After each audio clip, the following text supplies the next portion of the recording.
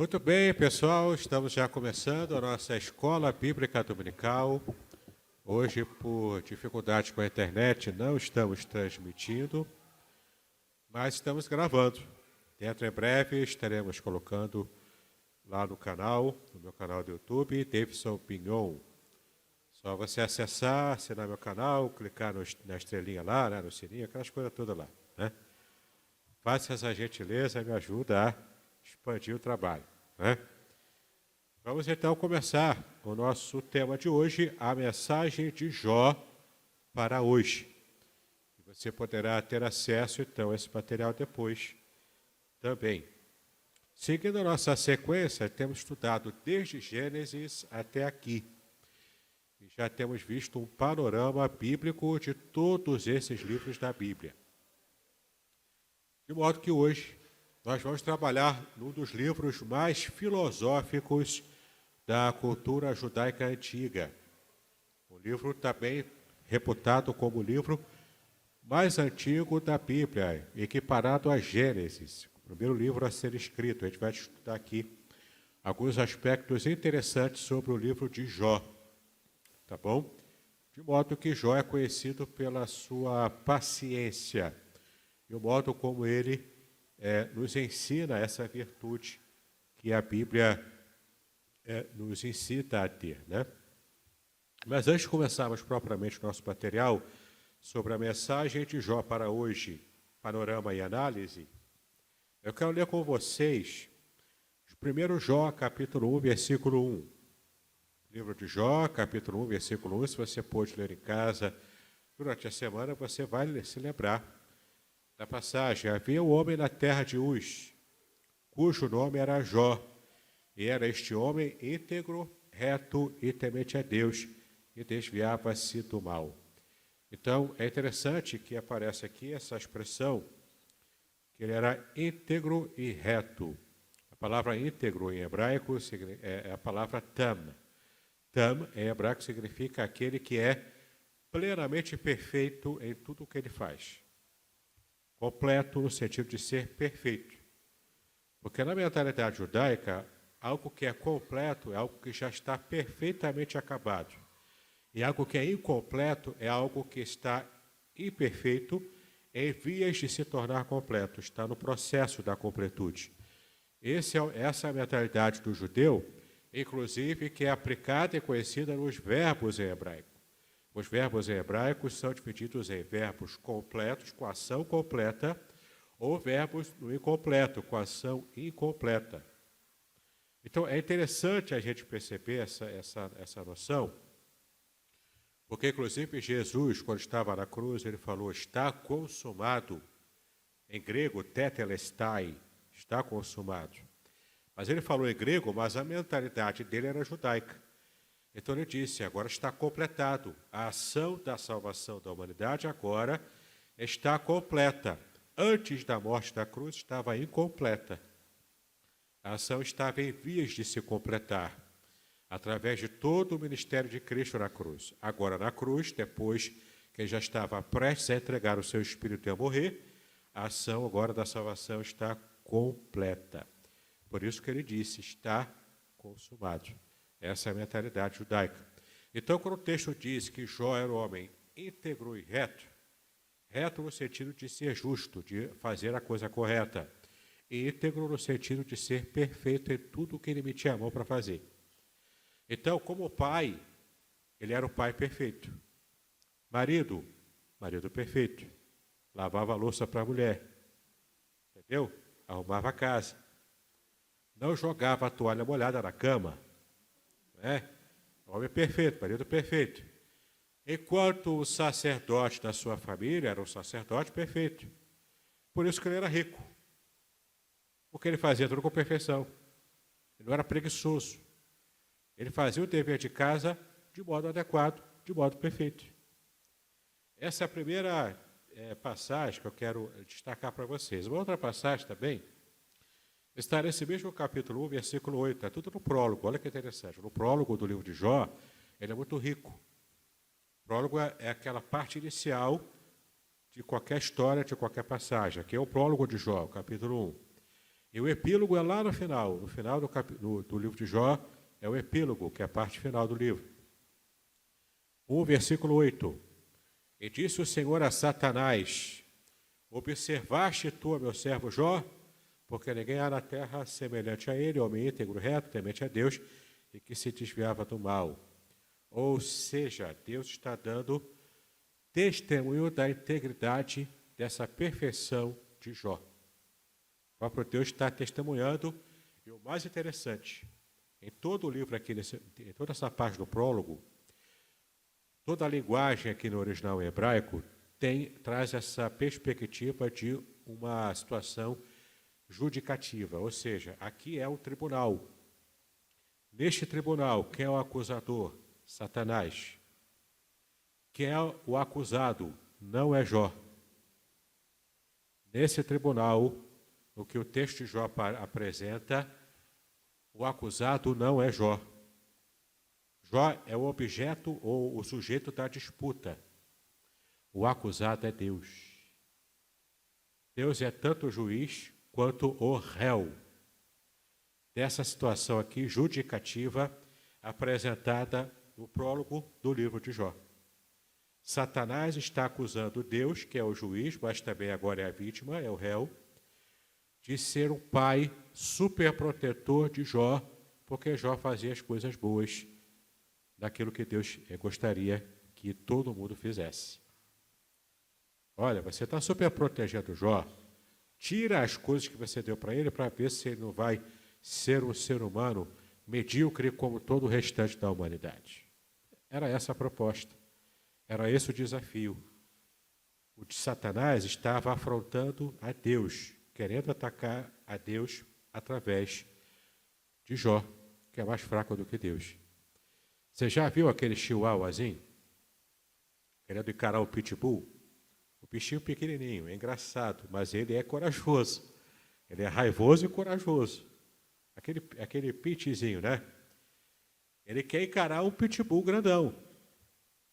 Se de fato essa luta acontecer, como é que vai terminar o bichinho pequenininho, sem pelo, irritadinho? Como é que ele vai terminar?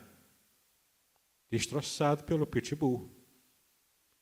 Satanás é esse cachorrinho pequenininho, tentando afrontar ao Deus, que é, nessa comparação, nessa metáfora, um grande pitbull. Só que o Satanás sabe, ele é tudo menos burro, ele sabe que não pode atacar diretamente a Deus. Ele é grande demais para ele não consegue, é muita areia para o caminhão de Satanás. Então como é que Satanás faz? Para tentar atingir a Deus, ele atinge os seres mais fracos que Deus ama. Ele acha que conseguiu achar, ele entendeu que conseguiu achar o calcanhar de Aquiles de Deus. Eu não posso afrontar Deus. Então eu vou espezinhar quem Deus ama. Esse é o ponto fraco de Deus. Olha só, achei. Descobri a roda, né? Achei a pólvora. Só que Satanás sempre é perdedor, porque ele tem a perspectiva errada de quem é Deus.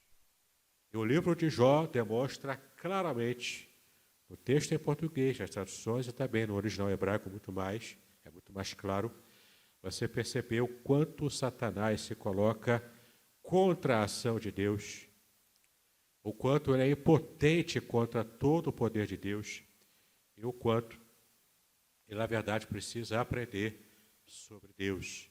E um detalhe interessante aqui, ainda antes de começarmos propriamente no texto, nossa programação. Observe que aqui a passagem, no versículo 8, diz: e disse o Senhor a Satanás: observaste tu, meu servo Jó. Observaste. Em português está assim, mas não é assim que está no hebraico. No hebraico está literalmente assim: colocaste o teu coração sobre o meu servo Jó.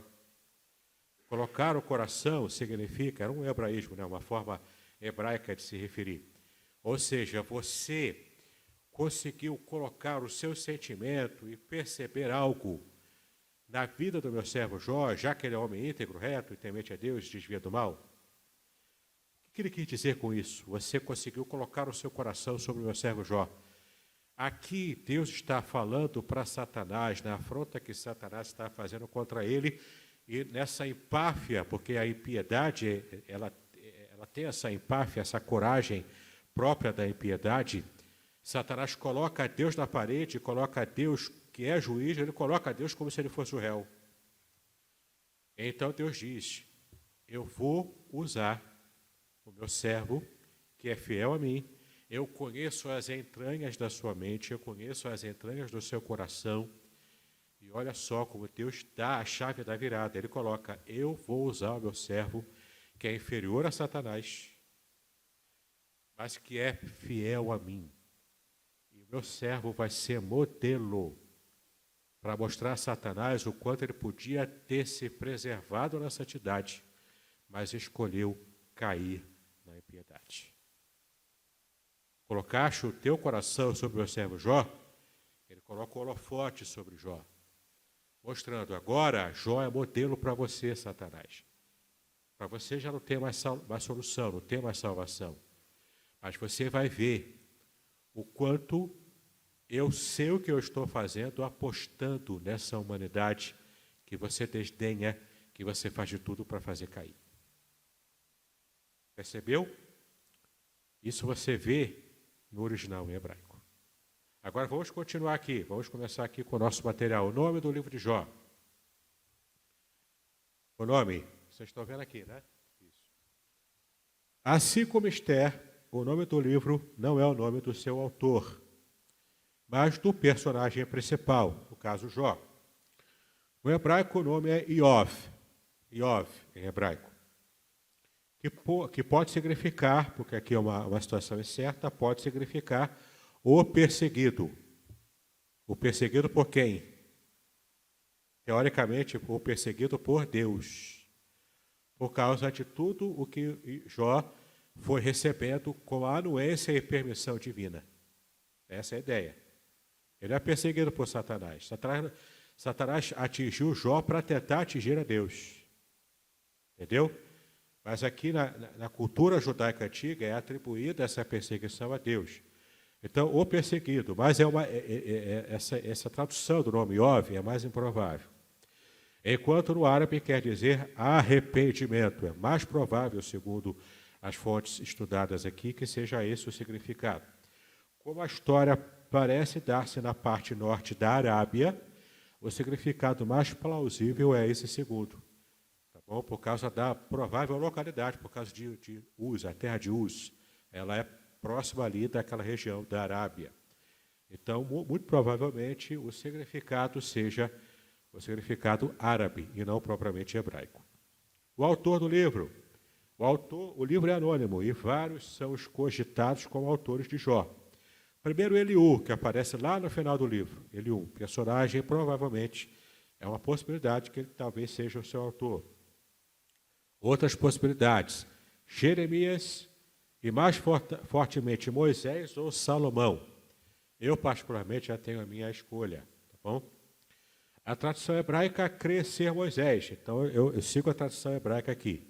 Eu penso ser Moisés o seu autor, que conheceu a história durante o período que esteve em Midian, lá no deserto de Midian, nos 40 anos seguintes aos primeiros 40 em que ele participou lá no Egito. Né? Então, lá no deserto, em Midian, ele tomou conhecimento da tradição oral, da área árabe, da história de Jó. Outros estudiosos, comparando o estilo e o conteúdo de Eclesiastes com Jó, afirmam ser Salomão o seu autor, portanto, uma autoria posterior. Alguns estudiosos mostram isso, eu particularmente penso ser Moisés mesmo. Eu sou tradicionalzão, né? O povo diz que eu sou pentecostal, eu sou tradicionalzão para ver essa parte, certo? Para estudar essa parte. Bom, vamos lá. Data da escrita. Como não se conhece com precisão o seu autor, não se conhece, por conseguinte, a sua data de escrita. Se foi Eliú, a data é o século 22 a.C., portanto, posterior também. Se Moisés, em torno de 1450 a.C. Se Salomão, por volta de 950 a.C. Como a minha aposta é em Moisés, eu fico com 1450 a.C. antes de Cristo. Ok? Tempo da ação. Embora não se saiba ao certo o quanto deste... Obrigado aí, eu esqueci de apertar. Tempo da ação. Embora não se saiba ao certo quando este livro foi escrito, parece haver, no entanto, poucas dúvidas de que Jó foi realmente um personagem histórico e não alguém folclórico criado para fins de lições morais e espirituais. Ou seja, não se há nenhum tipo de dúvidas de que Jó era, de fato, um homem que existiu. Jó não era uma parábola como eram as parábolas de Jesus. Todas as parábolas de Jesus são histórias inventadas, com o intuito de ilustrar uma realidade espiritual. Rico e Lázaro, filho pródigo, as 10 virgens, tudo é história inventada, eram as novelas da época. Graças a Deus não era novela da Globo, nem da Record. Eram as novelas que existiam na época. Entendeu? Então, eram histórias inventadas. Não é o caso do livro de Jó. Jó era um homem real, que viveu pisando aqui na terra mesmo. Ele era real, carne e osso, como a gente é. Tá? Não há dúvidas quanto a isso. Jó habitou em Uz, cidade a sudoeste da Palestina, no norte da Arábia, vizinha de Edom. Esta história verídica aconteceu no período patriarcal, antes de Moisés e Abraão, mas após o dilúvio. Portanto, está localizada entre Gênesis 11 e 12. Então, o livro de Jó, nessa perspectiva, que é a que eu sigo, ele está pau a pau lá disputando com Gênesis, qual dos dois foi o primeiro livro a ser propriamente escrito. Tá? Eu aposto que Jó foi o primeiro ainda, né? Porque ele é bastante primitivo. Embora, claro, a narrativa de Gênesis é muito anterior a Jó, lógico, não é? Mas não me refiro aqui à narrativa, me refiro ao tempo em que o autor, provavelmente Moisés, escreveu o livro de Jó e depois o livro de Gênesis. Bom, obrigado. As razões para que se creia nisto são, tá? Razões para se crer de que Jó está entre Gênesis 11 e 12. Jó viveu com a sua família numa organização de clãs no estilo patriarcal. Ou seja, ainda era aqueles clãs primitivos no estilo patriarcal, que é anterior. Jó não fez nenhuma referência ao povo de Israel ou à lei mosaica. Como não há referência, é uma pista de que ele está ali localizado entre o final de Gênesis 11, que fala sobre a Torre de Babel, e Gênesis 12, que fala sobre a chamada de Abraão, portanto, o início da era patriarcal. Jó cumpre as funções de pai e sacerdote, que era também uma característica cultural antiga. Jó cumpre as funções de pai e sacerdote. Jó teve longa vida, como era comum aos homens do antigo patriarcado. Nunca pararam para pensar por que os personagens da Bíblia viviam quase 1000 anos, alguns mais de 1000 anos? Nunca tiveram essa dúvida? Eu já tive, e eu pesquisei a resposta. Há possibilidades de interpretação. A primeira delas, contagem diferenciada como a nossa contagem hoje. É a mais implausível. Na minha opinião, a mais plausível é de que era real. A contagem era real. E quanto mais as gerações iam se distanciando da geração inicial, original, lá com Adão e Eva, é o princípio científico da entropia. Quanto mais distante do original, mais complicada e difícil é a cópia. Entendeu? Então, nós hoje vivemos pouco tempo, por determinação, inclusive, que a própria Bíblia registra lá, que Moisés mesmo escreveu no Salmo 90, não é? De que nós vivemos até de 70 a 80, e o que passa disso é cacete enfado. Mas antes disso, mais próximo lá do original, mesmo após o pecado, mas as gerações mais próximas viviam mais tempo realmente. De uma vida até mais saudável do que a nossa. A nossa vida hoje é sedentária. Eu nem posso falar muito disso, não é? A nossa vida é sedentária. A gente acha que resolve tudo apertando o botão de um celular. Não é? Na época, para beber água, eles tinham que cavar água lá, tinham que cavar o poço, tinham que pegar a água, levar em baldes, tinham mais exercício. Respiravam um ar mais puro, comiam melhor. Não existia McDonald's na época. Não é? iFood, muito menos isso. Eles comiam melhor do que a gente. Uma alimentação mais saudável. Bom, então Jó teve longa vida, como era comum aos homens do antigo patriarcado. Alguns poucos questionam se este Jó era o mesmo terceiro filho de Issacar, em Gênesis 46. É possível, mas não há aqui nenhum tipo de confirmação. Verso-chave de Jó. Temos duas possibilidades aqui. Ambas as possibilidades são plausíveis para serem os dois versículos que resumem o livro de Jó. O primeiro é Jó 23, 10. Mas ele conhece o caminho por onde ando, se me puser à prova, aparecerei como o outro, como ouro, né? Aqui é questão de Deus conhecer Jó e prová-lo como ouro é provado. Então ele é depurado. Mas também Jó 1:21 também é interessante. Saí nu do ventre da minha mãe, e nu tornarei. O Senhor o deu, o Senhor o levou, louvado seja o nome do Senhor. Também, na minha opinião, esse é até mais característico e tem mais peso, mais força para ser o versículo-chave. O tema, naturalmente, o sofrimento do justo. O sofrimento do justo é o tema do livro de Jó. Não é o sofrimento em geral da humanidade como um todo, mas é o sofrimento do justo, em contraste com o sofrimento que, na filosofia antiga, da época do patriarcado aqui, era normal entender que o ímpio foi feito para o sofrimento. O futuro do ímpio é o sofrimento, mas se tinha aquela ideia de que o justo vai ser abençoado e não vai sofrer. Jó vai na contramão desse pensamento hegemônico da época. E vamos entender o porquê. Tá? Conteúdo. Este livro mostra as diferentes facetas interpretativas, humanas e teológicas que compõem a discussão do problema do sofrimento humano, em especial do sofrimento do justo. Como a gente já está falando aqui, é um dos livros mais filosóficos da Bíblia. Ele, junto com o Eclesiastes, está pau a pau lá, de livros de temática filosófica. Aqui aparece a perspectiva satânica, a do piedoso sofredor, que é Jó, né, e de seus amigos de fora do problema, e também a perspectiva de Deus. Tá? São perspectivas que aparecem aqui. Dentre muitos objetivos, o livro destaca como a soberania de Deus está acima do poder de Satanás, e pode, inclusive, usá-lo para que, por meio do sofrimento, amadureça, purifique e estimule a fé do seu povo. Não é? Então, nada de cantar como aquele corinho pentecostal, a prova está doendo, Jesus, ela me faz chorar. Não canta isso, porque a prova é bênção para você. A luta é bênção para depurar a tua vida. Entendeu?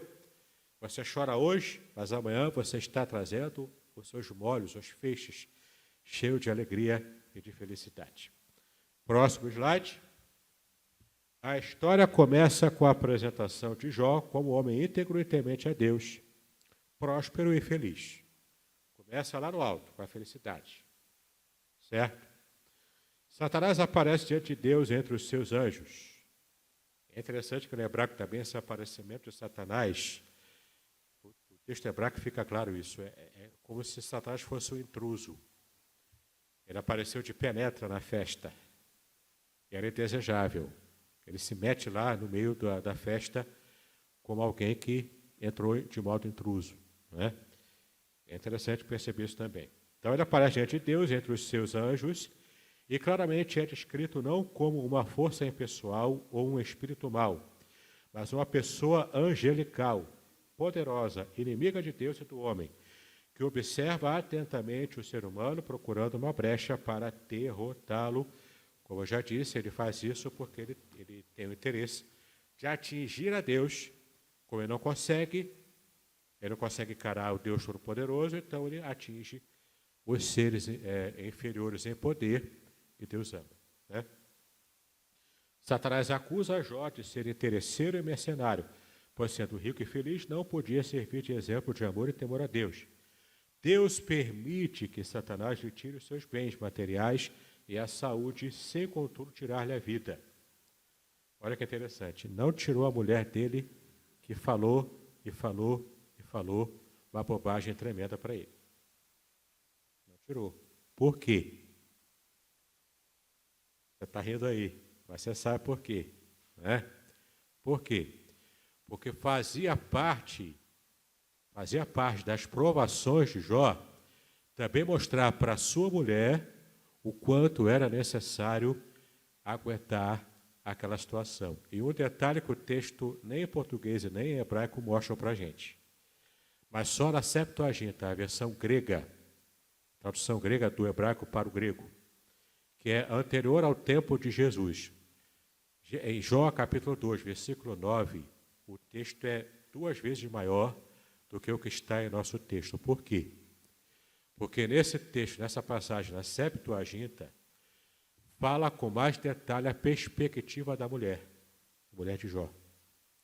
É interessante você perceber o seguinte, a mulher de Jó estava sofrendo junto com ele. Ela não estava totalmente alheia, como às vezes parece ser. Ela não estava alheia, como se ela só estivesse interessada nas facilidades da vida boa que Jó tinha dado para ela. Não. Ela estava sofrendo junto com ele. Como Adão não fez com Eva na hora da tentação. O texto em Gênesis diz que quando Eva foi tentada por Satanás, ela esticou a mão e deu o fruto. Olha eu falando bobagem, né? Deu o fruto para Adão comer. Ele estava perto dela durante a tentação e Adão não fez nada. Mas aqui temos a mulher de Jó sofrendo junto com ele. Não apenas pela própria situação dela, mas também sendo empática ao seu marido. Mas ela disse, eu estou tão cansada, o texto lá de 2,9, na Septuaginta, deixa claro isso. Eu estou cansada também de sofrer junto com você. Então, faz um favor para você e para mim também. Amaldiçoa logo a Deus e morra de uma vez para acabar com o sofrimento. Por isso que ela disse isso. Não é que ela não amasse Jó, ela amava tanto que ela preferia que ele morresse rápido para acabar logo o sofrimento. Mas essa era uma perspectiva de quem não tinha uma fé em Deus depurada como Jó tinha. Agora, o mais interessante é que mesmo com essa fé mais depurada em comparação com a sua esposa, Jó não tinha uma fé perfeita. Ele fala mais do que devia. E Deus lá no final vai depurar Jó para de fato ele conhecer a Deus como Deus queria ser conhecido por ele. Entendeu? Esse é o objetivo pessoal para Jó dele passar por aquilo tudo. Ou pior que tenha sido. Mas o principal motivo, Jó tinha que ser modelo. Para Deus mostrar para Satanás, até para os anjos, para todo o restante da criação, o seu exército celestial, de que é possível servir a Deus com justiça, com integridade, mesmo sem ter ganho pessoal, mesmo sem ter facilidade. Essa era a disputa que Satanás levou nesse tribunal celestial contra o próprio Deus. Tá? Bom, vamos ver onde eu parei aqui.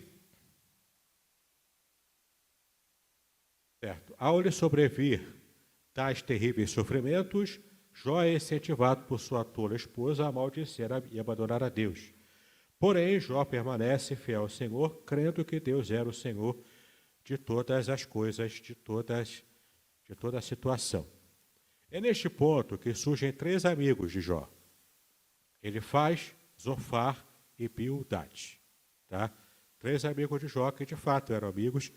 No começo ajudaram mais, depois entornaram o caldo. Não é? Falou demais também. Seguindo uma percepção equivocada de como Deus age. Como às vezes a gente faz, não é? Mas Deus não age assim. Quem disse? Deus é soberano, ele faz o que ele quiser. Quem sou eu para colocar Deus numa caixinha? Não é? Deus estica o pescoço, olha para fora da caixa e faz o que ele quer, ele é soberano. Entendeu? Presbítero Renê, quer perguntar alguma coisa? Só peço para falar alto, chegar lá rapidinho no microfone ali, para eu poder ouvir. Né? Diga aí, espera aí. Você falou que a esposa de Jó amava tanto a ele e pediu que peça a seu Deus que maldiçoe e morra. Isso. Será que ela amava mesmo? Amava. Será que se nós temos um filho, nosso filho está doente, o que nós fazemos? Nós aplicamos todos os recursos e evitamos todos os esforços no sentido de tentar que ele continue a viver. E não vamos dizer assim, senhor, que leve logo uma vez. Eu acho que não estou entendendo bem isso aí. Será que ela amava? Eu coloco uma interrogação. Será que se eu amo meu filho está doente? Olha, você está tão mal, é melhor morrer de uma vez. Tanto amava que o próprio Jó, depois que tudo se resolve, ele recebe tudo em dobro, ele não trocou de mulher. Era o casamento à prova de balas, como diz como diz o Cláudio Duarte, entendeu? É o casamento à prova de balas. Bom, vamos seguir aqui? Quem tiver pergunta, guarda aí para no final a gente pedir para o Roque aqui levar o microfone, né?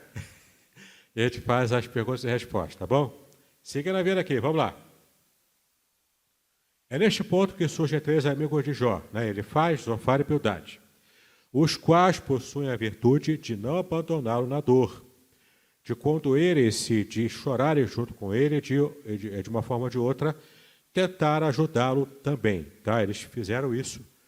No começo fizeram melhor, depois desandou um pouquinho, mas vamos lá. Em que seus amigos foram maus conselheiros? Na aplicação da sua teologia insensível da prosperidade. Aqui eu vou mexer com alguns aí, né? A teologia da prosperidade, ou lei da causa e efeito do Deus que retribui o bem com o bem e o mal com o mal, que é também conhecida como a teologia da retribuição. E aqui cabe uma ressalva. A teologia da retribuição é bíblica. Ela é ensinada em várias passagens da Bíblia. O que está em xeque aqui é, primeiro, a teologia da prosperidade, que é um fenômeno mais atual, mais moderno nosso. E a teologia da retribuição, que é antiga, mas que aqui estava sendo levada a ferro e fogo, levada a exageros. Então, a teologia da retribuição aqui estava sendo tão exagerada a ponto deles praticamente colocarem Deus como sendo injusto contra a ação do próprio Jó, contra o passado de fidelidade de Jó. Tá? Então, a teologia da retribuição, ela existe, Deus realmente retribui o justo com bênçãos e retribui o injusto, o ímpio, com a desolação, com perdas, enfim. Não é? Isso realmente é bíblico, está lá em várias passagens da Bíblia. Especialmente Salmos, Provérbios, está cheio de passagens assim. Mas não é para se levar a ferro e fogo. Por quê? Porque há exceções. Nós que lemos o prólogo, sabemos qual era a intenção de Deus em permitir tudo aquilo para Jó. Mas em todo o processo, Jó não sabia do porquê que ele estava passando por aquilo tudo. Como quando eu na minha vida pessoal, quando você na sua vida pessoal, passa por uma aprovação, passa por um sofrimento, você não sabe o porquê, na hora pelo menos. Precisa de um tempo de maturação, de você se distanciar do rodamuinho, né? Você está distanciado, já ter resolvido o problema. Aí que você vai cair a ficha. Por que você enfrentou aquilo tudo? O resultado final é sempre para a glória de Deus. E os outros resultados menores é para a sua apuração, para o seu refinamento espiritual, para a sua fé alcançar maturidade. O sofrimento pode ser uma bênção na nossa vida se a gente for achado aprovado por Deus no final dele. Como é que eu vou ser achado aprovado por Deus? Se eu passo pelo sofrimento e tenho as qualidades que Deus quer que eu desenvolva para amadurecer na minha fé. E aqui vem uma frase que eu costumo dizer: a morte para o cristão não é um inimigo. não é o bicho-papão, não é o monstro do Lago Ness, não é o King Kong da vida espiritual. A morte para o cristão é uma serva. Por quê? Porque é através da morte que o cristão vai estar em pleno contato eterno, direto com Deus. A morte, ela te ajuda a se encontrar com Deus de modo eterno, definitivo e perfeito. Por isso o cristão não precisa ter medo da morte no seu estágio final, porque ela no final vai servir o cristão, deixando ele próximo, mais próximo do que nunca ele esteve próximo do próprio Deus. Entendeu? Muito bem. Eles criam, portanto, como muitos ainda em nossos dias creem, né? Que por serem ricos e saudáveis, aqui é a questão da teologia da prosperidade, eram justos. Eles criam essa relação de causa e efeito. Se eu sou rico é porque eu sou justo, é porque Deus está me aprovando. Tá? Não é bem assim, mas enfim. Eram justos e que doença e pobreza eram sinais de impiedades castigadas. Ou seja, estou sofrendo, é porque eu sou ímpio lá no fundo e Deus está me fustigando para eu deixar de ser ímpio. Esse é o pensamento, era o pensamento desses amigos dele. E que era errado como é errado ainda hoje, pensar assim. Era o legalismo insensível. Por quê? Porque não estava levando em conta o amigo que eles conheciam há tanto tempo. Se era amigo é porque conheciam, conviviam juntos. O judeu não é amigo distante, o judeu é amigo próximo. Por isso que a Bíblia diz que amigos mais chegados do que irmãos, porque tratam como se fossem irmãos de sangue. Entendeu? Tratam a ponto de homens, por exemplo, se beijarem no rosto na rua. Na cultura judaica isso é comum. Ficar o amigo abraçando o amigo, mostrando intimidade, inclusive em público. Na nossa cultura vocês vão achar estranho se eu beijar no rosto um amigo meu, homem, no meio da rua. Vocês vão achar estranho. Mas porque a nossa cultura ocidental é assim. Mas na cultura oriental, isso não é estranho. Isso é parte da cultura deles. Demonstrar esse afeto entre amigos que são mais chegados do que irmãos. Tá? Então aqui, esses amigos de Jó conheciam Jó. Jó não era distante deles. Mesmo assim, eles insistiram de que havia alguma coisa errada que Jó estava escondendo deles. Que por isso ele estava sendo punido por Deus. Vê como é que Satanás trabalhou de tal forma. Ele fez tudo parecer que toda aquela desolação na vida de Jó foi Deus o seu autor direto. Satanás plantou essa forma de interpretação na cabeça daqueles amigos de Jó. Até para tentar confundir o próprio Jó. Mas Jó o tempo todo bateu na tecla. Não, eu não tenho essa impiedade a ponto de receber esse sofrimento desproporcional a qualquer pequeno erro, qualquer pequeno pecado que eu possa ter cometido. É desproporcional. Está descalibrado o meu castigo com a possível dificuldade que eu possa ter tido para servir a Deus. O possível desagravo que eu possa ter causado em Deus. Está descalibrado, está desproporcional. Esse era o embate de Jó. E nisso ele tinha razão. Ele só não tinha razão quando, às vezes, ele deixa a entender de que ele era mais justo do que um ser humano normal, comum, poderia ser. Esse fator justiça perfeita, somente um ser humano de carne e osso conseguiu ser, Jesus Cristo. O restante tenta se aproximar o máximo possível, mas não chega a esse nível de santidade perfeita enquanto ser humano. Entendeu? Podcast Exegese e Exposição. Exegese on demand para você.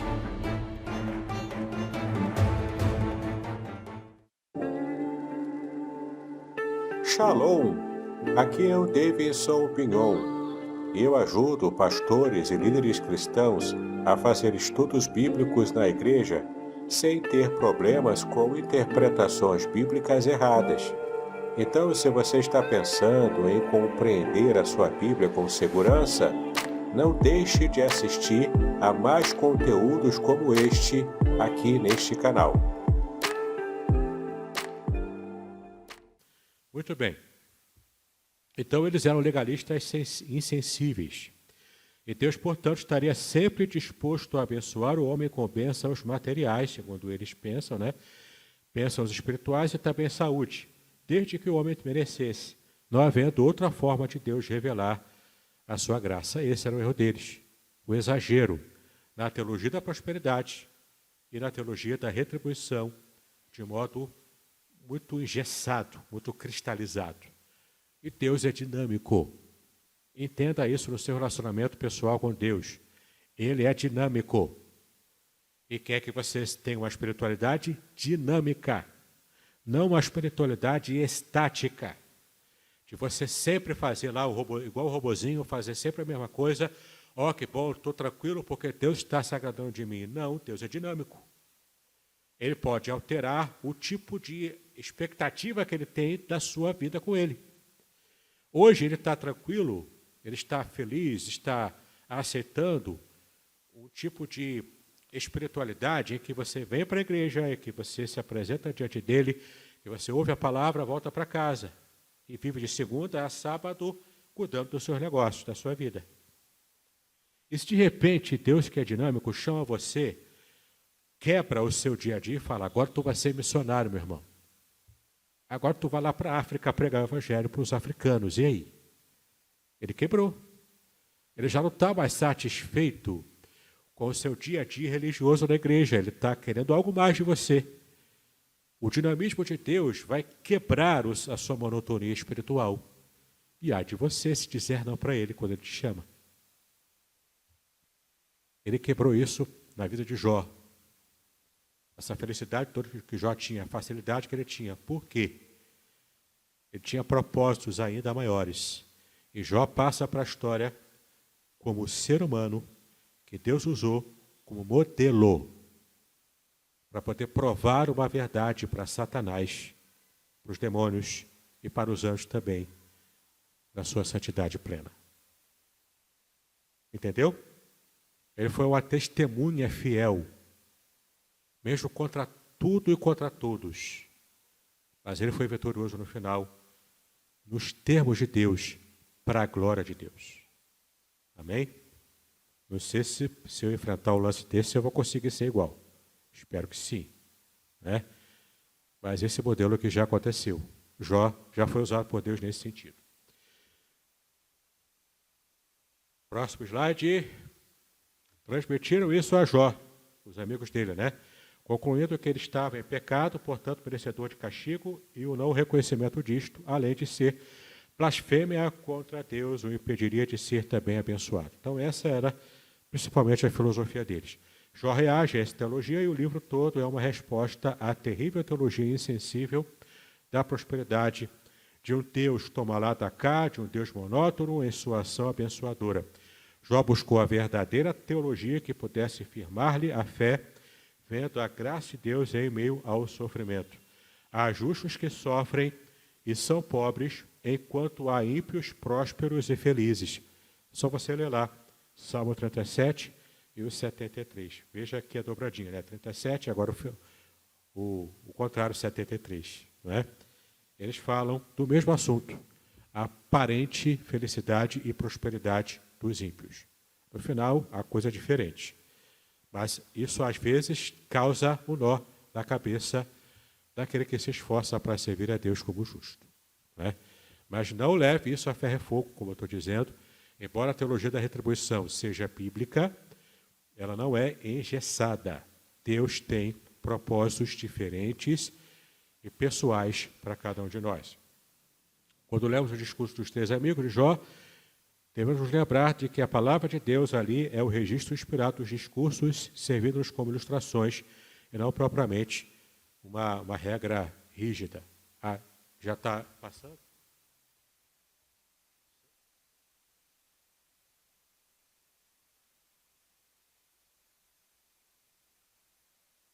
Em meio a tais debates, surge o jovem Eliú, que não é citada no prólogo, porque só aparece quando os discursos já estavam adiantados.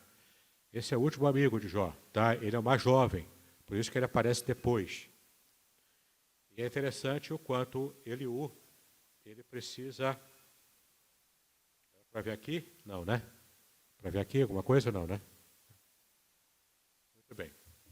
Ele, portanto, é aquele que consegue, no finalzinho, quebrar um pouco desse engessamento da teologia da retribuição, que era muito patente, muito rígido aqui nos outros amigos de Jó. Tá? Mas ainda assim, ele se aproxima, mas não resolve também a situação toda. Vamos dar umas puladas aqui por causa do nosso tempo.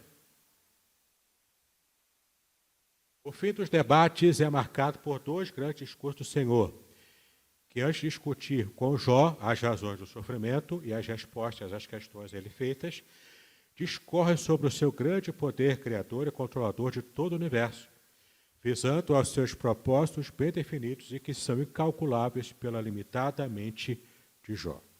E aqui vem o grande segredo. Deus não é obrigado a dar a resposta que eu quero que ele dê. Jó perguntou, e aí? Por que eu estou passando por isso tudo? Eu não sei de nada. Nós sabemos porque temos acesso hoje ao prólogo. Mas Jó não tinha acesso ao prólogo. Para ele era só a história da bigorna enorme caída na cabeça dele. Entendeu? O que aconteceu aqui? Jó pergunta, Deus, e aí? Como é que eu vou interpretar isso? Como é que eu vou entender isso? Como é que eu vou agradar ao Senhor se eu não sei por que o Senhor está me punindo? Jó pergunta. Mas o interessante é que Deus não responde como Jó disse, como Jó perguntou. Qual a resposta que Deus deu? A mesma que Deus deu para Paulo, quando ele reclamou do espinho da carne. A mesma que Deus também falou para Paulo quando ele escreveu Romanos 9.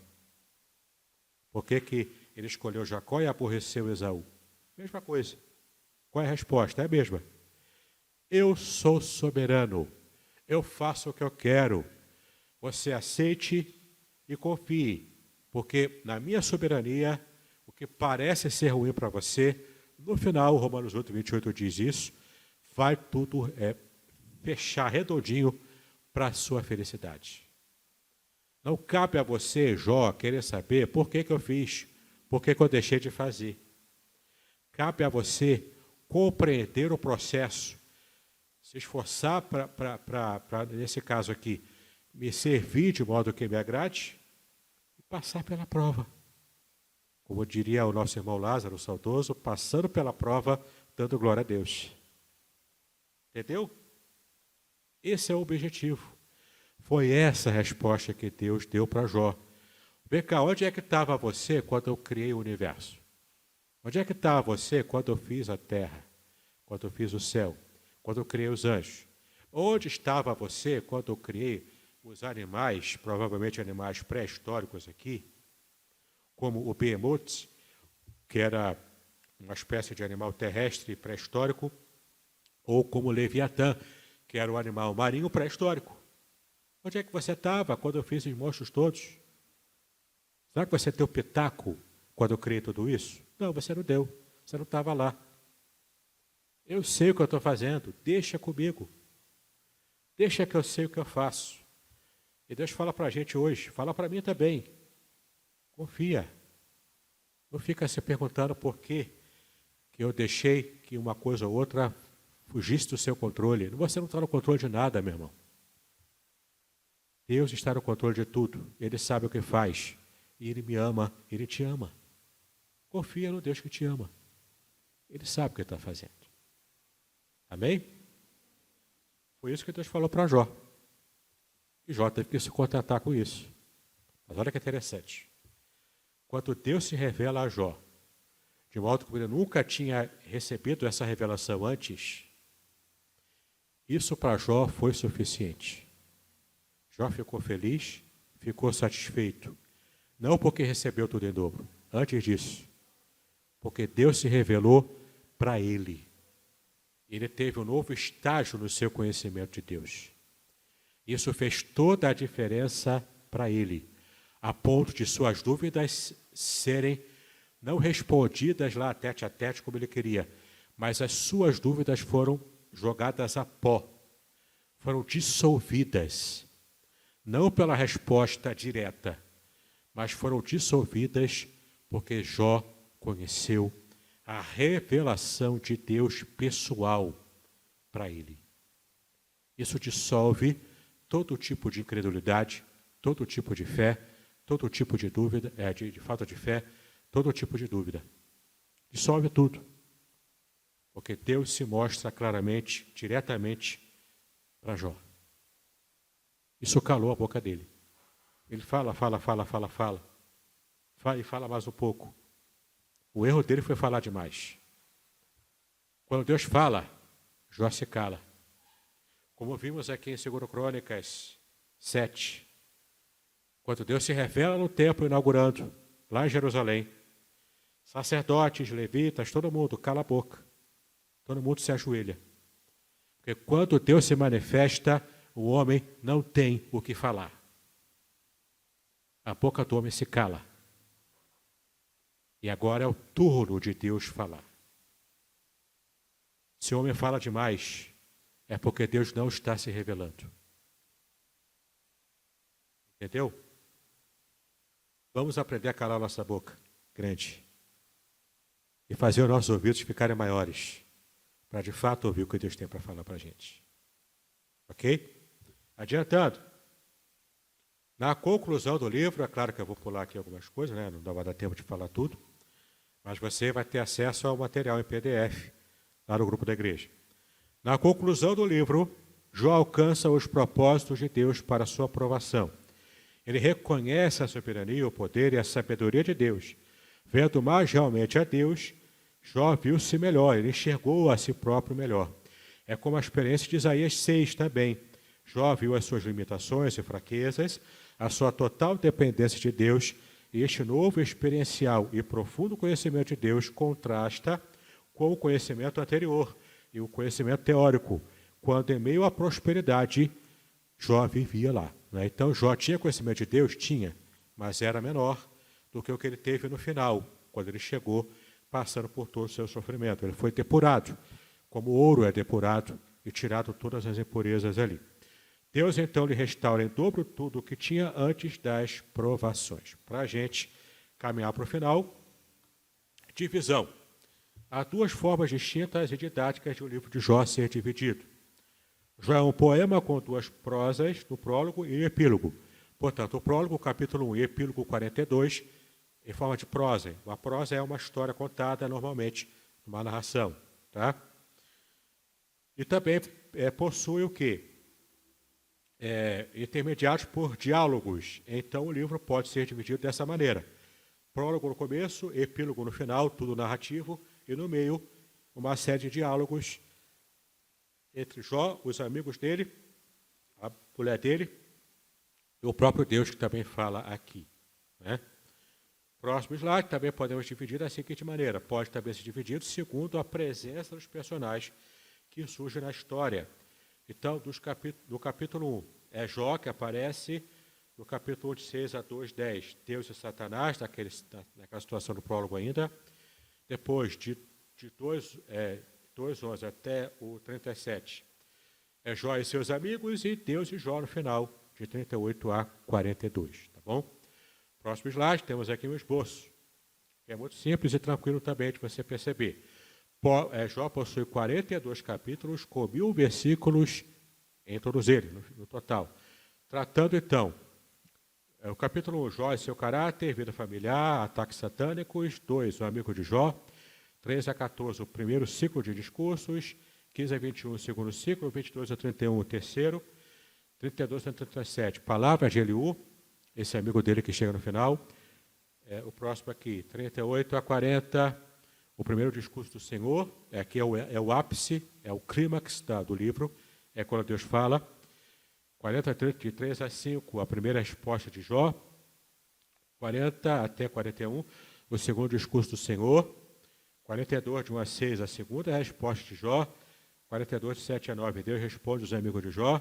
E aqui é interessante porque Deus fala para eles, vocês quiseram mostrar para Jó que ele estava errado, dando lição de moral nele, coisa e tal, beleza. Vocês erraram, agora é Jó que vai orar por vocês. É ele, depois de tudo, ele é que vai ser usado por mim para abençoar vocês, e não vocês a ele. Porque na mentalidade judaica, quem abençoa é aquele que está em situação superior. Os amigos de Jó achavam que eles estavam em situação superior, porque eles estavam plenamente seguros da sua teologia da prosperidade e da retribuição. Eles tinham a ilusão de serem superiores a Jó. Mas Deus mostrou que, na verdade, a chave é outra. O superior ali era Jó. Ele queria abençoar, ele queria orar por eles. Eles tinham que abaixar a cabeça e aceitar a vontade de Deus. 42, 10, 17, Deus restaura Jó de tudo, após todo esse trabalho. Temos aqui a segunda parte, que eu não vou falar tudo, apenas a parte final que nos interessa, mas vocês podem ver na tela aí, parte 2, análise. Temos aqui alguns tópicos, vocês podem ver, a grande parte deles eu já fui falando ao longo do estudo até agora. Vou pular todos. Deixa eu ver aqui para a parte final, que é mais interessante para a gente.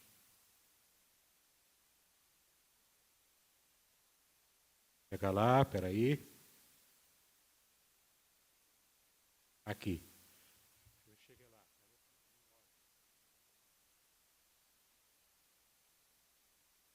Cristo em Jó. E assim a gente vai fechar de verdade o nosso estudo de hoje. Jó, naturalmente, não foi perfeito como Jesus era perfeito. Jesus é perfeito. No entanto, ele foi fiel e justo, dentro da medida do que ele podia, do seu conhecimento da época. Sua vida glorificou ao Pai. Jó foi intensamente provado pelo diabo, assim como Jesus também foi enquanto esteve aqui na terra. Ao longo de todo o livro, Jó foi falsamente acusado. Jesus também enfrentou acusações falsas por parte de Satanás e também dos seus opositores humanos. Há outro aspecto, talvez o mais importante. Apesar de tudo o que aconteceu, Jó permaneceu fiel ao Senhor. Jesus também permaneceu fiel ao Pai, o que trouxe muito mais consequências abençoadoras para nós. A despeito de tudo o que lhe ocorreu, Jesus viveu uma vida sem pecado, na qual ele personificou perfeitamente o caráter de Deus. Tá bom? Então, o grande exemplo de Jó e o link que fazemos dele com a vida de Jesus é o Jó, de modo no que ele pôde, no máximo que ele conseguiu, ser fiel a Deus e passar por toda aquela provação. Jesus, como exemplo superior a Jó, passando também por tribulações, por perseguições, por dificuldades, por preconceitos, suplantou tudo e, no final, alcançando, inclusive, a ressurreição após a sua morte, a morte do Filho de Deus, inocente, sangue plenamente puro derramado na cruz, e alcançou a vida, o Pai o ressuscitou, e ele agora está intercedendo por nós. Amém? Jó não sabia o porquê que ele enfrentou tudo. Jesus sabia o porquê que ele enfrentou tudo. Jó hoje está plenamente na presença de Deus, após a sua morte. E acredito eu, claro, lógico, que Jó hoje sabe por que ele enfrentou tudo. Isso serviu de glória para Jó. Entendeu? Hoje ele sabe. Na época ele não sabia, hoje ele sabe. E hoje também, nós não sabemos o porquê enfrentamos dificuldades. Mas Deus sabe. E se confiamos nele, podemos estar plenamente seguros de que ele tem o melhor para a vida de cada um de nós. E quando estivermos com ele no céu, aí, meu chapa, a história é outra. Entendeu? Eu vou saber de tudo, vou saber por que eu passei por tudo, qual o estágio em que eu fui abençoado e alcancei maturidade. E no final das contas, eu vou agradecer a Deus pela tribulação que eu passei. Como um livro que eu publiquei para uma cliente minha, lá no começo da editora Contextualizar. O título do livro é Bendita Crise. Porque ela fala justamente disso. O quanto a crise é usada por Deus para nos abençoar. Amém? Muito bem. A aula de hoje não foi muito palatável, eu sei disso. O tema do sofrimento é difícil para a gente. A gente sempre acha que Deus é aquele Deus politicamente correto, aquele avôzão, né, o Papai Noel do céu, que nos abençoa só e não faz mais nada para a gente a não ser nos abençoar. A gente viu aqui que faz parte do plano de Deus também nos aperfeiçoar através do sofrimento. É difícil de engolir, mas é assim que Deus trabalha com a vida de cada um de nós. Muito bem, perguntas? Pergunta aqui, pega leve, tá bom? Pega leve. Se a Garecha agora pergunta, eu já fico tremendo na base, né? Vai lá, diga aí, irmã. Eu, particularmente, sou até suspeita de falar do livro de Jó, porque é um livro que eu acho belíssimo e de um aprendizado imenso em diversas esferas para a gente, né? A gente vê ali que Jó tem um grande aprendizado ali na vida dele toda, Deus vai trabalhar ali de diversas formas, né? E diversos exemplos aí para a gente ao longo para a nossa vida mesmo, né? E Jó chega no final de uma outra forma, né? De uma vivência com Deus ali, de uma transformação e enxergando a Deus ali de uma forma muito diferente, né? Não só de ouvir, mas de caminhar com Deus mesmo, né? De conhecê-lo, não só de ouvir, mas face a face ali junto com Deus. E aí, quando a gente olha para o livro de Jó e a gente vê toda essa forma de Deus trabalhar, né? Seja durante a provação ali de Jó e todo aquele aprendizado, eu acho que é até mais fácil de entender aquilo tudo ali que está acontecendo com Jó, né? Mas muitas vezes a gente olha para o livro de Jó e fala assim que o que Deus fez ali naquele início, quando Satanás vem diante de Deus e coloca ali o servo dele, coloca o servo de Deus ali para ele e como ele se comportava e que, na verdade, ele estava fazendo aquilo porque ele era abençoado por Deus, né? E aí a gente diz assim, e aí Deus prova para Satanás aquilo quem era Jó e que Jó não ia pecar contra Deus, que Jó ia continuar sendo íntegro, né? Deus é soberano, Deus sabe tudo que ia acontecer, Deus conhece a Jó e Deus sabia o que ia acontecer dali para frente e como Jó iria se comportar. Mas quando se diz Deus prova para Satanás, Deus não precisava provar nada para Satanás. Não, nunca precisou. Nunca precisou. Satanás já estava perdido, Satanás não tinha mais salvação, ele não precisava provar, ele sabia que era Satanás que estava diante dele, ele sabia que era Satanás que estava ali fazendo aquele questionamento, e ele não precisava de nada daquilo ali. Por quê? Por quê? Pode terminar, eu já tenho a resposta. Por que dizer que Deus estava provando para Satanás quem era Jó, quem era aquele servo dele fiel? Por que isso? Sim. Por que Deus fez tudo aquilo? Como você bem disse, Deus não precisa, nunca precisou provar nada para Satanás, nem para os anjos e nem para o próprio Jó. Nunca precisou.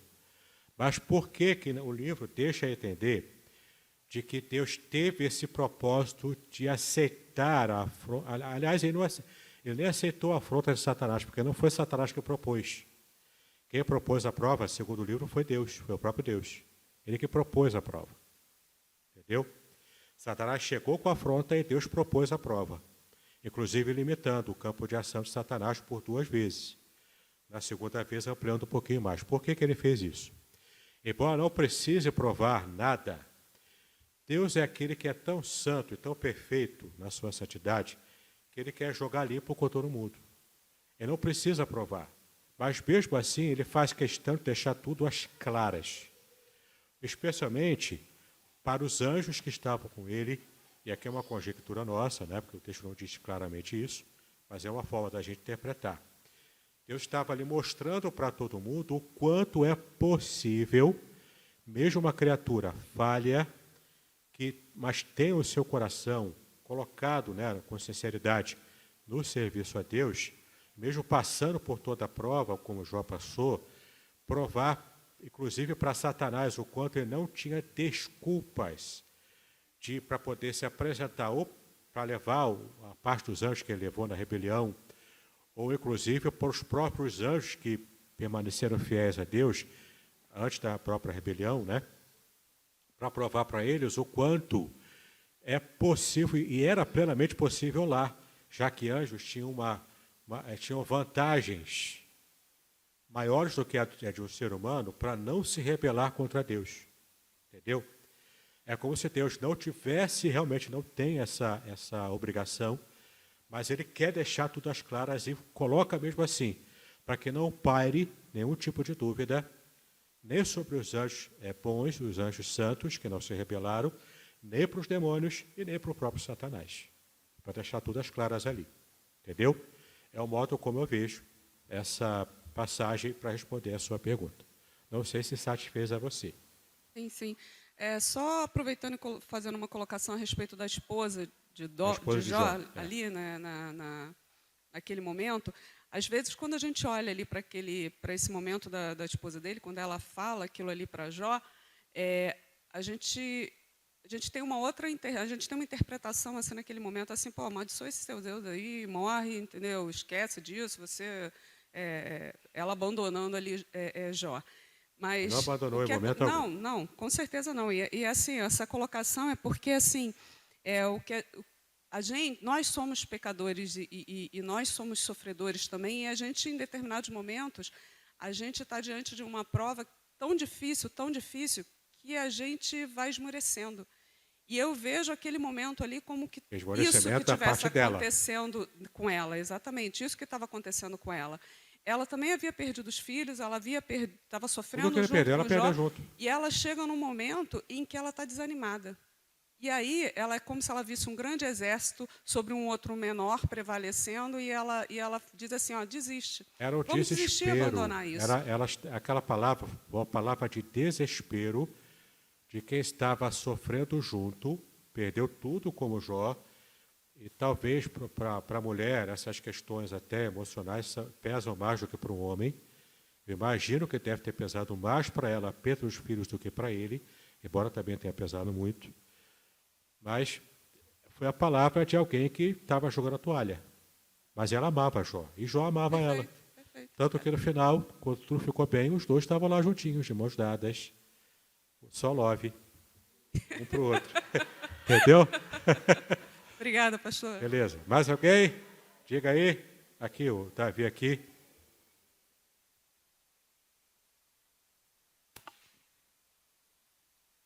Dúvida rápida. Uma narrativa muito comum, pastor, entre os ateus e até teólogos liberais também, para provar, né, que o livro de Jó é mais um livro de ficção. De ficção. É o fato dele citar seres mitológicos, né? A gente tem ali o Leviatã, o Bemote. E aí eles usam esse argumento para dizer por que cita seres mitológicos se o livro de fato é histórico, é real. Quem né? disse que os seres estão cravados, que os seres são mitológicos? Você pode falar isso para o ateu. Espera aí, mas quem te disse? O texto pode ser uma possibilidade de que seja realmente uma referência a seres mitológicos, como era o costume, por exemplo, Leviatã equiparado a Tiamat, na cultura pagã cananeia, entendeu? Há possibilidade, sim, claro, é uma possibilidade, mas não é uma total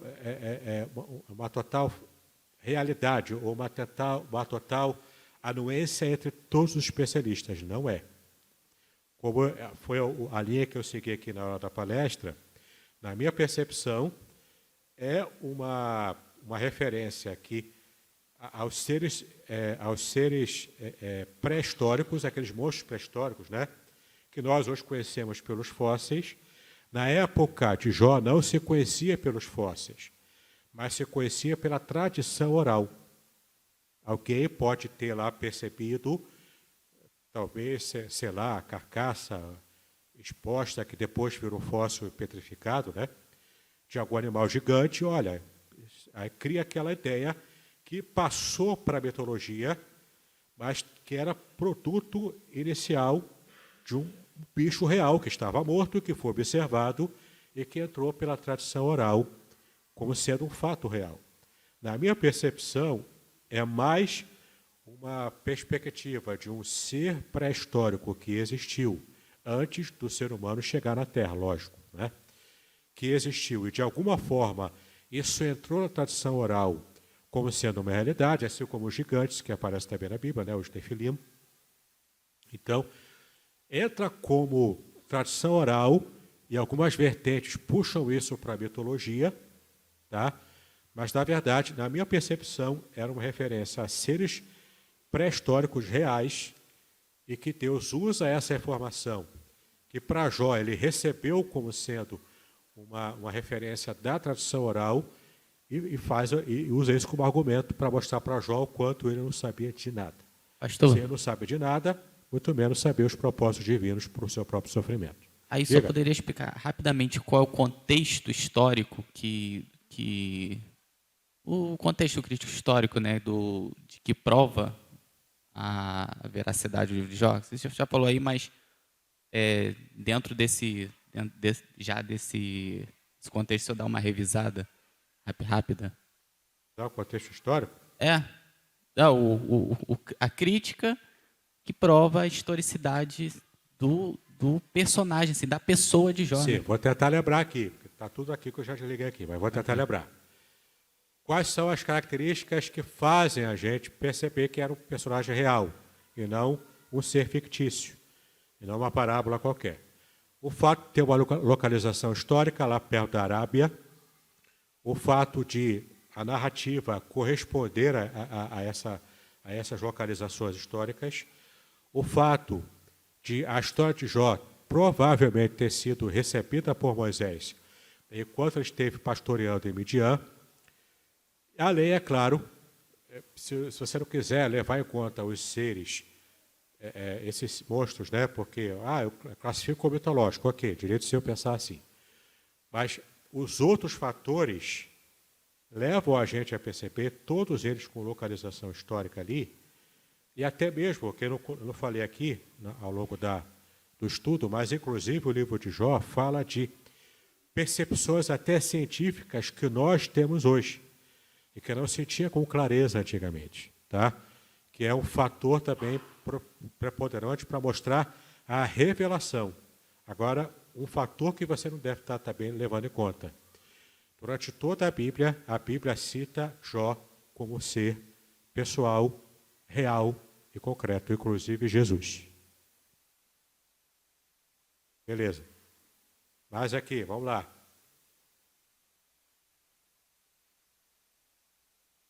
Vocês estão tudo tranquilo, porque vai tudo almoçar aqui, né? Então, eu tenho uma pergunta rápida. Diga aí. Na verdade, é uma dúvida assim, que eu tenho há bastante tempo com relação a Jó. Deixa eu achar aqui. No final, ele fala assim, né? 42, 3. Espera aí, chega lá. Jó 42, 3. Lá no finalzinho, né? Aí diz assim, quem é aquele, como disseste, que sem conhecimento encobre o conselho? Na verdade, falei o que não entendia, coisas maravilhosas demais para mim, coisas que eu não conhecia. E depois no versículo 7, tendo o Senhor falado estas palavras a Jó, o Senhor disse também, ele faz o tematita, a minha ira se acendeu contra ti e contra os teus 2 amigos, porque não disseste de mim o que era reto, como o meu servo Jó.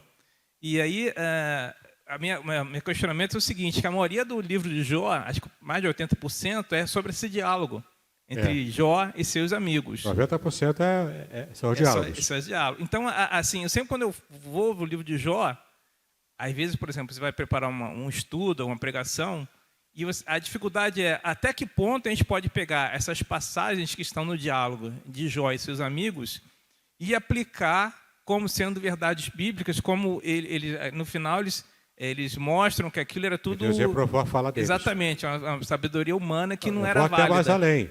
O Jó revela a palavra de Satanás. Isso. Porque... não, mas estou falando do diálogo deles, assim, que o diálogo deles parece muito bonito, você lê os diálogos de Jó, são maravilhosos. Mas no final eles parecem que chegam à conclusão que aquilo não valia nada. Por isso a importância da interpretação. Você tem que levar em conta que são palavras, muitas vezes, localizadas numa forma de mentalidade que não era a que Deus queria ressaltar aqui. Quando a Bíblia registra a fala de Satanás, a fala de Satanás em si não é palavra de Deus. Ela está registrada na palavra de Deus, que é a Bíblia, mas está ali para a gente entender uma contextualização. Entendeu? É claro que você não vai pegar a palavra de Satanás e falar, está vendo, meu irmão? Vamos fazer como Satanás está falando aqui. Não. Aí esse é o campo da heresia, entendeu? Não faça isso, por amor de Deus. A dificuldade que eu tenho é a questão no diálogo entre eles. Quais as partes do diálogo que realmente é sabedoria e qual aquela que não tem nada a ver, que então, depois no final eles refutam muitas coisas. A chave do entendimento é esse. Exatamente, essa é a dificuldade. Essa é a chave, é você perceber que a palavra deles, falando da prosperidade, essa lógica da teologia da prosperidade, ela está toda errada, 100% errada. Ali é zero cortado no meio, entendeu? Agora, quando eles falam da teologia da retribuição, não é zero cortado no meio. É uns 4 ou 5, entendeu? Porque ela está meio certo, mas não chegou completamente no que Deus queria revelar. Então, o que se aproximou mais foi o Elifaz. A palavra dele também contempla a retribuição, mas levando em conta a possibilidade, deixando aberta a aresta para a possibilidade de Deus fazer diferente. Porque Deus não está engessado, Ele não está enclausurado numa filosofia, numa forma de pensar. Deus é livre e é soberano para fazer o que Ele quer. Quem está preso é a gente está preso ao tempo, à nossa ideologia, a gente está preso a muita coisa, né? Deus é totalmente livre, a gente não. Beleza? Oi, diga aqui. Cristina, você é quase xará da minha esposa, hein, Cristina? Sou o quê? Quase xará de Márcia. Márcia Cristina, o nome dela. Somos. Diga aí. Então, não é bem uma dúvida, né? Assim, eu constatei isso na aula e queria que o senhor fizesse uma correlação, porque no início, no capítulo 1, lá no versículo 1, o senhor falou que justo e reto significava completo, né? Completo. Para eles, perfeito. Perfeição dentro da possibilidade humana de Jó. Então, Jó, no início, era perfeito, completo. E lá no 42:5 é que ele vai falar exatamente, que conhecia só de ouvir, mas agora os meus olhos te veem. Então, eu queria que o senhor fizesse essa correlação. É possível, então, sermos perfeitos, corretos, justos, ainda que não tenhamos uma experiência viva, conheçamos todo o Evangelho, sejamos obedientes e conseguimos ser, então, perfeitos, completos, mesmo sem termos essa experiência que já teve? Aí é que está, uma pergunta interessante, que a gente tem dificuldade não apenas de entender intelectualmente, mas principalmente de colocar em prática. O Evangelho, ele chegou a nós com esse objetivo, de nos tornar perfeitos como Cristo é perfeito. Ele é o nosso principal modelo. Se Jó serviu de modelo no Antigo Testamento para um contexto específico, Cristo, nesse sentido, é o nosso novo Jó. Ele é o nosso modelo de perfeição total. E naquilo que Jó era perfeito dentro da sua possibilidade humana. E depois teve um plus, né, na sua experiência com Deus.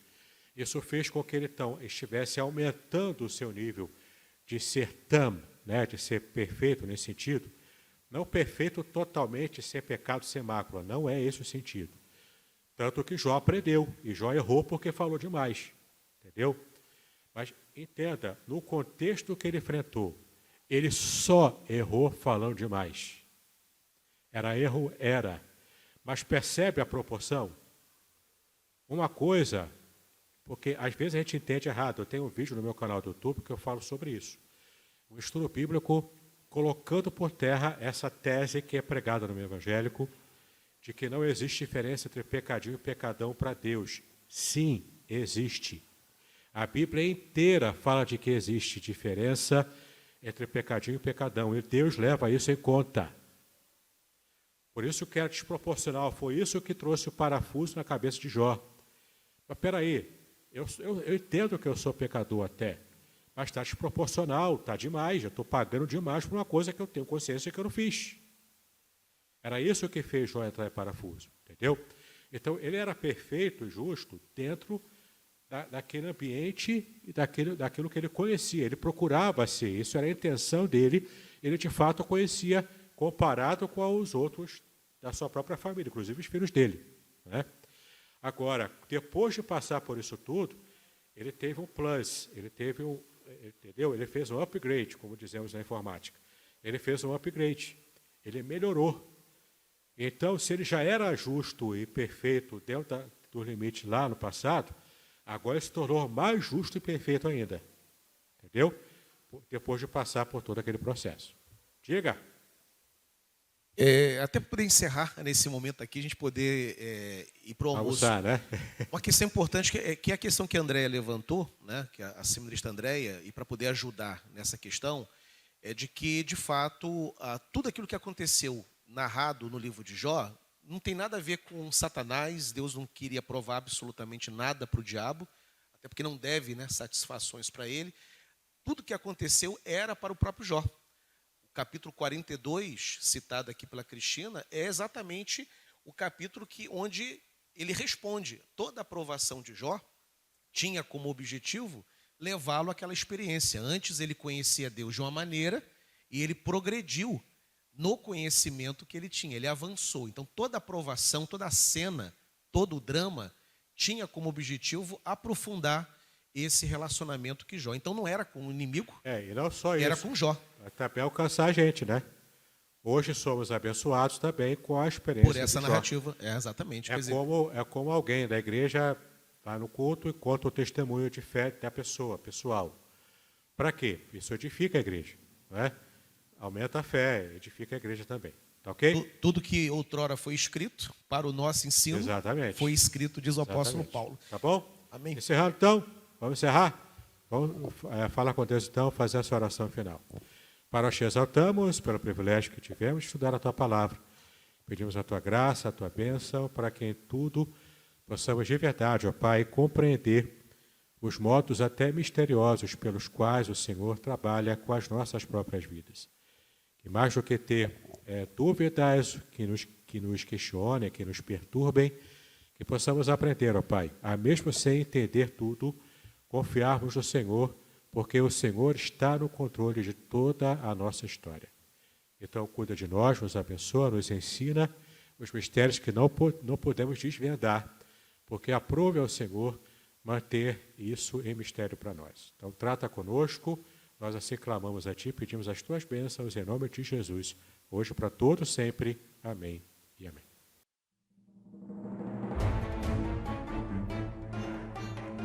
Muito bem, agora o que eu gostaria de ver é a sua participação. Entre em contato comigo, compartilhe a sua experiência comigo e quem sabe até se você enviar em formato de áudio, eu possa aproveitar a sua experiência para apresentar no próximo episódio do podcast Exegese e Exposição. Eu sou Davidson Pignon e eu ajudo pastores e líderes cristãos a fazer estudos bíblicos da igreja, sem terem problemas com interpretações erradas. Se você então está pensando em compreender a sua Bíblia com segurança, não deixe de assistir a mais episódios como este aqui. Então, assine o canal, acione o sininho, curta, comente e também compartilhe. Ajude-me a ampliar o alcance com estudos bíblicos de qualidade na internet. Que Deus abençoe os seus estudos, paz e bênçãos sobre a sua vida.